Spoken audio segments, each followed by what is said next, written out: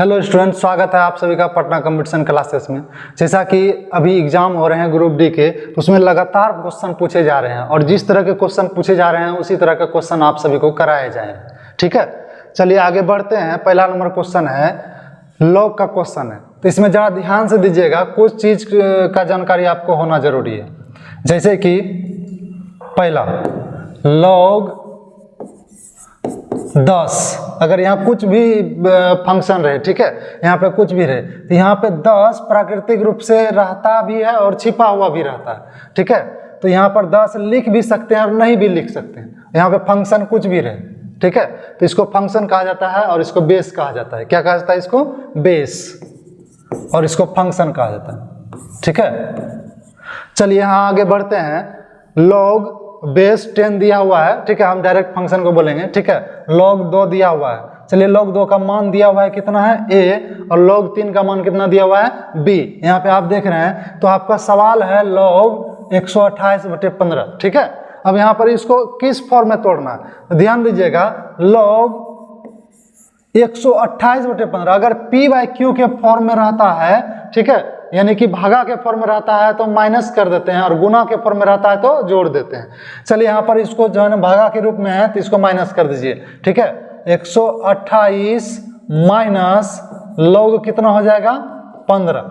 यहाँ पर हम इसको क्या कर दिए? दो अलग अलग पार्ट में डिवाइड कर दिए। चलिए यहाँ पर 128 है, तो ये किसका फॉर्मेट है? तो 2 का फॉर्म है, तो यहाँ पर हम लिख दिए log 2 कितना हो जाएगा? 128 आप इधर कर लेंगे। ठीक है, 128 कितना बार 2 आता है? तो 2 से 7 बार आता है। ठीक है, माइनस, अब यहाँ पे आ जाता है log 15। log 15 को क्या करना है? यहाँ पे ध्यान दीजिएगा, 5 तिया 15, इसमें 2 प्रकार का फॉर्मेट है, एक 3 है, एक 5 है। हम क्या करते हैं? log 3 अलग कर लिए, और गुना, हम आपको क्या भी बताए थे, गुना में रहेगा तो उसको क्या करते हैं? जोड़, तो जोड़ log 5। ठीक है, अब यहाँ पे आगे बढ़ते हैं। 3 और 5 दिया हुआ है, जोड़ में आ गया, log 3 को हम इससे क्या करेंगे? माइनस से, दोनों में गुना हो जाएगा माइनस। लेकिन यहाँ ध्यान दीजिएगा, log 5 है, log 5 को भी अभी एक और फॉर्म में तोड़ा जाना चाहिए। हमेशा 5 को किस में बदल दीजिएगा? 10 वाले फॉर्म में, जिसमें 10 भी आएगा या 2 का फॉर्म जरूर आएगा। ठीक है, चलिए बढ़ते हैं। log यहाँ पे अगर कोई भी चीज पावर में रहता है तो उसको क्या करते हैं? बाहर कर देते हैं। यहाँ पे कितना है? 7 किधर चले आया? बाहर चले आया, तो 7 log 2 बच गया। log 2 का मान कितना है? a, 7a माइनस, अभी इसमें अंदर में करते हैं log 3 का मान कितना है? b प्लस log 5 को किससे गुना करेंगे? 2 से गुना करेंगे, तो 2 से क्या करेंगे? भाग भी दे देंगे। चलिए यहाँ पर 5 दूना 10/2, ये इस फॉर्म में आ गया। फिर आपको जो है ना इसको क्या करना है? माइनस कर देना है। 7a माइनस, ये हो जाएगा b, यहाँ पे हो जाएगा प्लस, इसको कर दीजिएगा log 5 दूनी कितना हो जाएगा? 10 माइनस log 2। अब आपका जो है ना फाइनल आ गया। log 10 का वैल्यू कितना होता है? अगर यहाँ पे 10 सेम टू सेम रहे तो इसका वैल्यू 1 होता है। कितना होता है? 1। इसका यहाँ पर वैल्यू 1 हो गया, तो माइनस सभी को गुना कर दीजिए। 7a माइनस b, और यहाँ पर माइनस हो जाएगा, log 10 का मान कितना होता है? 1, और माइनस हो जाएगा प्लस, log 2 का मान कितना दिया हुआ है? a, ये हो गया a। आप सभी को निकल गया 7a plus a, 8a minus b minus a, 8a minus, ये आपका ऑप्शन नंबर डी हो गया। चलिए इसी तरह का सवाल लेते हैं log पर बेस्ड। नेक्स्ट क्वेश्चन की ओर बढ़ते हैं। एक व्यक्ति दिल्ली से रोहतक के लिए साइकिल से चलना शुरू करता है, उसी समय एक दूसरा व्यक्ति, अब ध्यान दीजिएगा, एक व्यक्ति इधर दिल्ली से रोहतक के लिए चलना शुरू करता है, उसी समय दूसरा व्यक्ति रोहतक से किधर आता है? दिल्ली की ओर आता है। यहाँ पे ध्यान दीजिएगा, दोनों किसी समय तो मिले होंगे जरूर, और मिलने के बाद एक दूसरे के बाद उन्होंने 10/3 और 24/5 घंटे में यात्रा पूरी की। अगर इस तरह का सवाल रहेगा, यानी कि एक दूसरी दिशा में जा रहा है और दूसरा अपोजिट दिशा में आ रहा है, तो इस तरह करते हैं, v1/v2 is equal to √T2/T1, यानी उल्टा कर देना। चलिए आपका दिया हुआ है पहला आपका 8 और दूसरा दिया हुआ नहीं, तो इसको x कर दिए बराबर रूट के अंदर अगर हम करते हैं, यहाँ पर आपका T2 लेना है 24/5 और उसके बटे में लेना है T1 यानी 10/3, तो 10/3 तो पलट जाएगा ना, तो पलट के क्या हो जाएगा 3/10। अब ये 2 से 2 पंजे 10, 2 से 12, 12 तो ये 36/5 यानी इसका वर्गमूल निकल जाएगा, कितना हो जाएगा 6/5। तो 8/x बराबर 6/5, 2 से कटाइए 2 5 के 20/3, x का मान क्या हो गया 20/3, किधर है 20/3 किलोमीटर पर आवर, आपका आंसर नंबर बी हो गया। चलिए इसी तरह का सवाल रहेंगे, दिखने में बड़ा लगता है, बनाने में उतना ही शॉर्ट होते हैं। चलिए नेक्स्ट क्वेश्चन की ओर बढ़ते हैं।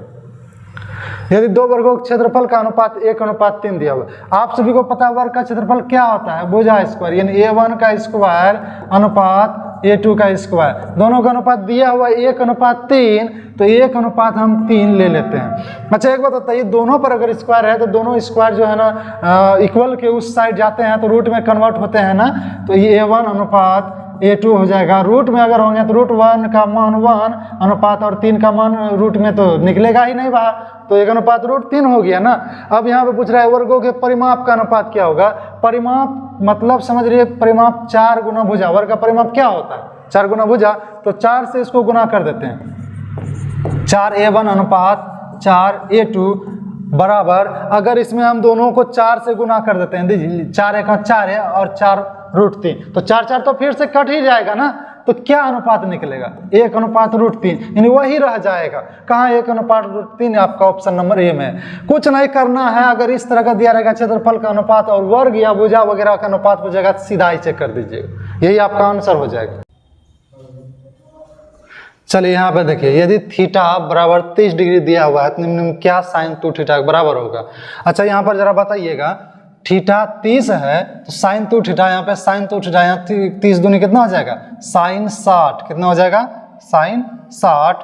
अच्छा साइन 60 हो जाएगा, तो साइन 60 में आपको क्या करना है,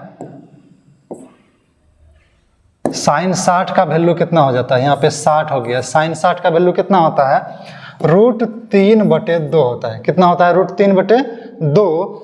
जरा यहाँ ध्यान दीजिएगा, साइन के फॉर्म में, तो साइन के फॉर्म में है तो कोट में तो नहीं आएगा, सिर्फ टेन में तो नहीं आएगा, ठीक है, और उसके बाद कोसेक में तो उल्टा फॉर्म आता है, तो कोसेक में भी नहीं आएगा। तो आपका कौन सा होगा इसमें चेक कीजिए, जैसे कि 2 साइन थीटा का मान कितना है 30 डिग्री, 30 डिग्री को करेंगे तो 1/2 कोस 30 डिग्री का मान कितना होता है √3/2, ये तो कट गया √3/2, कौन सा ऑप्शन आपका हो गया ऑप्शन नंबर डी।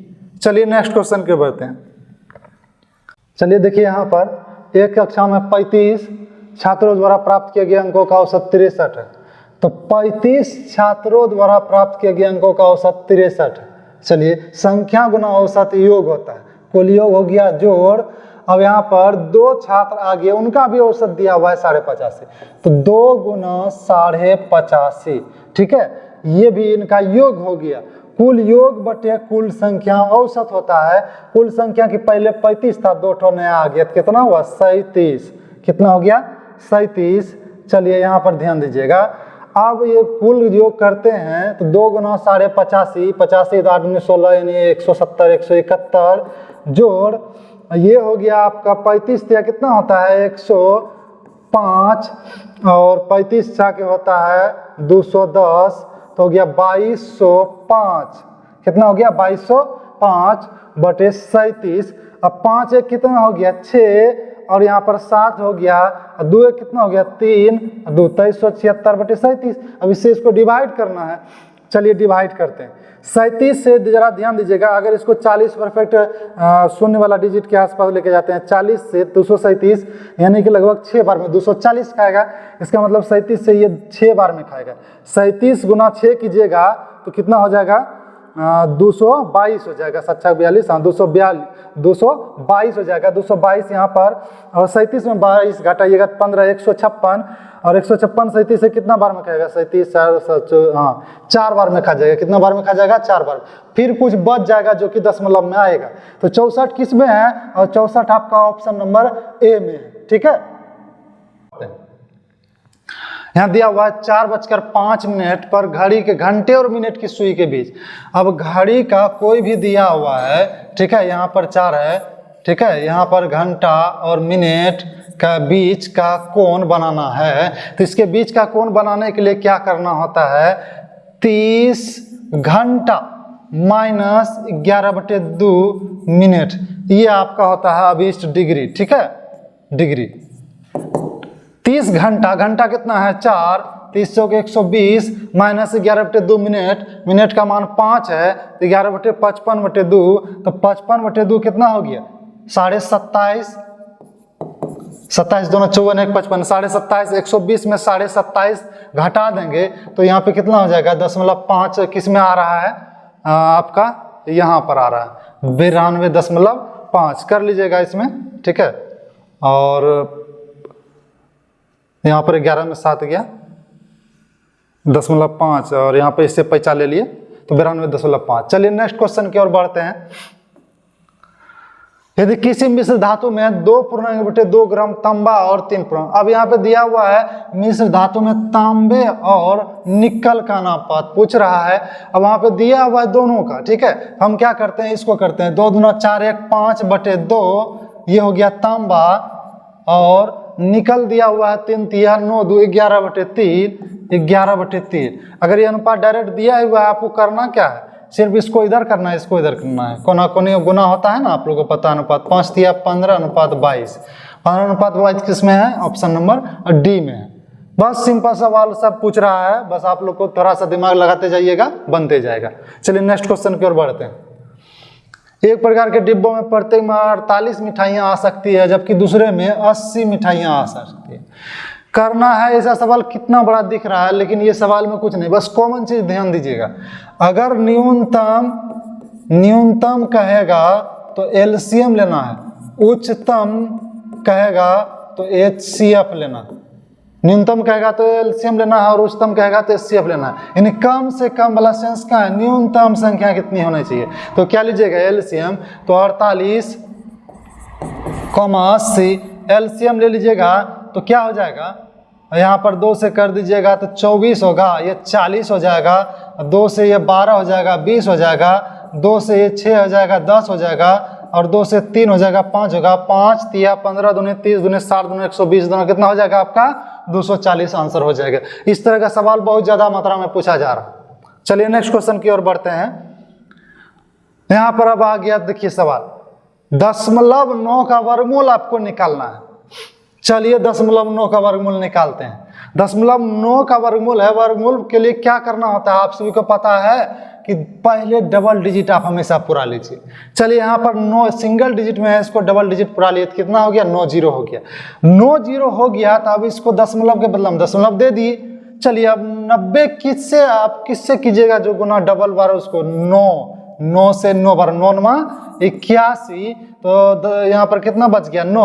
अब फिर 9 को जोड़िएगा इस तरह करके 18, तो क्या 0.9 वाला फॉर्म कहाँ पे है, ये चीज 0.9 ये आपका, ठीक है, इसके बाद आते जाएगा। चलिए ये 0.948 है, ठीक है। इसी तरह आप दशमलव में कोई भी रहेगा तो उसको निकाल लीजिएगा, सिंगल डिजिट में रहेगा डबल डिजिट में बदल लीजिएगा। चलिए नेक्स्ट क्वेश्चन की ओर बढ़ते हैं। यदि वेग को 2 गुना कर दिया जाए, सवाल सबसे ज्यादा पूछा जाने वाला क्वेश्चन है। यदि वेग को 2 गुना कर दिया जाए तो संवेग का फॉर्मेट और गतिज ऊर्जा, यहाँ पर ध्यान दीजिए, संवेग और गतिज ऊर्जा का फॉर्म निकालना है। तो संवेग P बराबर होता है m भी, m से मास होता है यानी द्रव्यमान, v से वेलोसिटी यानी वेग होता है। चलिए अब मास इंटू वेलोसिटी, अब कह रहा है वेग को 2 गुना कर दीजिएगा। ठीक है, चलिए इसको हम 2 गुना करते हैं। v के जगह आप क्या रखेंगे, v के जगह क्या रखेंगे 2v रखेंगे। चलिए 2v रखिए, तो m गुना 2v, तो 2 शुरू में आ जाएगा mv, यही mv तो क्या है p है ना, यानी संवेग कितना गुना हो जाएगा 2 गुना। संवेग किसमें 2 गुना है, इस ऑप्शन में। यहाँ पे देख लीजिए संवेग 2 गुना हो जाएगा, यानी वेग 2 गुना कहेगा तो संवेग भी 2 गुना होगा। चलिए अब आगे आते हैं गतिज ऊर्जा, काइनेटिक एनर्जी। गतिज ऊर्जा बराबर क्या होता है, half mv square, 1/2 mv square. अब यहाँ पर v के जगह हमको लेना क्या है 2 भी लेना है, चलिए यहाँ पर 2 भी लेते हैं। 1/2 m 2b का स्क्वायर, तो 2 दूनी 4 b स्क्वायर। अब ये 4 को हम शुरू में कर लेते हैं, तो 4 1/2 m v स्क्वायर। अच्छा एक बात बताइए, 1/2 m v स्क्वायर क्या है? क्या है? गतिज ऊर्जा। गतिज ऊर्जा कितना गुना हो जाएगा? 4 गुना हो जाएगा, 4 गुना हो जाएगा।